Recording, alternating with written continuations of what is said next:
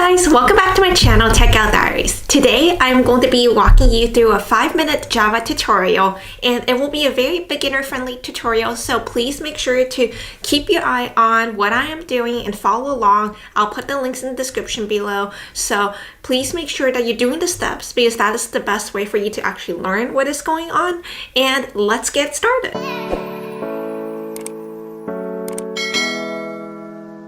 Alright, so the first thing that you are going to do is go to the URL repl.it, and once you get to this page, you're going to click on New REPL and click on Java. And it could be any name you want and just click on Create.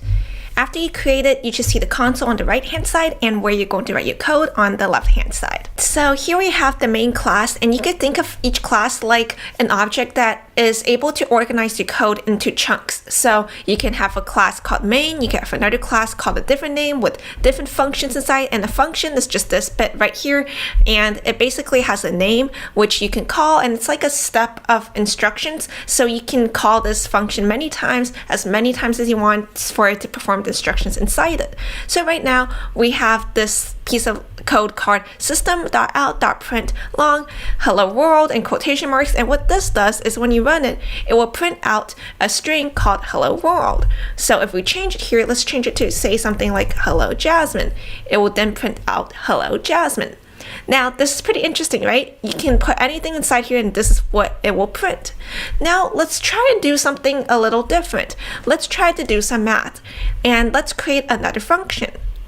Let's create one called public static, and then it will return another number. And how we call numbers in Java is an int, which stands for integer. So it will, you can have decimals and other things, but to keep it simple, we're going to return integer for this number. And what we're going to do is call it adding things up. So in this function right here, we're going to pass in two things, which are the two numbers we want to add up. So we will put an int for it to know that we're passing in an integer, and we'll give it a name, so we can call it number 1. And then we pass in another int, which is called number 2. And basically you can give them any name that you want here. This could be called anything. Those are just the names that I am giving it, but just make sure that you put the type that it is in front of it so that the computer knows that you're passing in two integers. Now what do we want to do with these numbers? Well, we want to add them up. So let's do number 1 plus number 2, and we are going to return this. So return. Now we want to print out what this function is. So we can do add things up, and we could put any two numbers inside here, like this function takes two numbers. So we can put in 3, 5, and let's see what happens. It returns 8, which is exactly what we want. Now quickly going over the signature of each function with you guys so you guys can understand what these things in the top of the function means. Public means that it is a public function. It can be accessed by classes outside of main. If it's private, that means only code inside of main will be able to access this function. And then int is basically what it returns. So in this function, it returns an integer. In this function, it doesn't return anything. It only prints onto the console, so it is void. And this could be anything. It could print a string, it could print an integer, it could print a boolean, which is true and false. So it could really print anything that you wanted to. So for example, if we want to change this to add words up and make it print words, we could do that. So let's try doing that. We will make this print out a string, and then we'll change these to strings as well.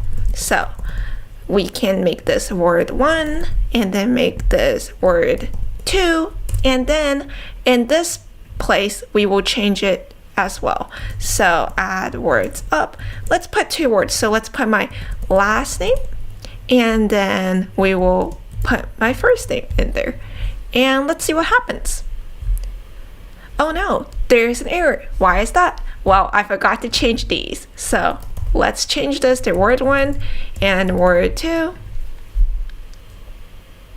There you go. Now we have Jasmine Wu. If we want to add a space, you could do that as well. Just do this and a plus sign, and it will have a space in between. So you can add whatever you want up with Java. Now keep in mind, each one of these functions can also be called by other functions. So for example, if I were to create another function right here called public static string add exclamation mark, and it will take in a string, and what it will do is it will take that string and just add an exclamation mark to it.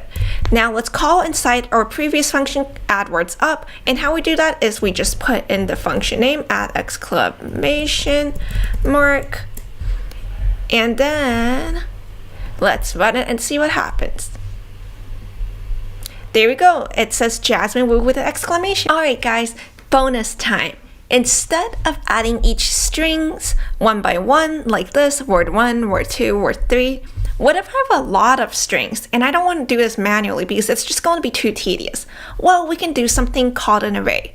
And what an array is, it's basically a list that contains a bunch of different things, and you can then use it later on so that you don't have to put them in manually. You can use a loop to go over all of them automatically, and I will be showing you how you can use it. So we're going to create one called static string, and then these square brackets just means it's an array, and then we'll give it a name. So let's call list of words, and then in these curly brackets we'll just put all the words that we want in it. So let's say I want to eat pizza, and there's our list of words. And instead of just putting all these words in, instead we're just going to put an array of strings, which is words, and then we're going to pass in the list of words into our function, which the name is list of words. So basically this is going to go into this function, and we're going to be going over them in a loop. And how a loop works is you're going to have a start. So int I equals 0. This means it's I, which is our starting point, it's going to start at 0. Then what we want is for this I to increase each time this loop completes.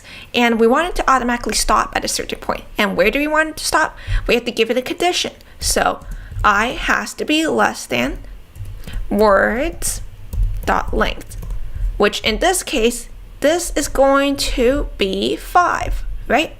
So that's exactly what we want.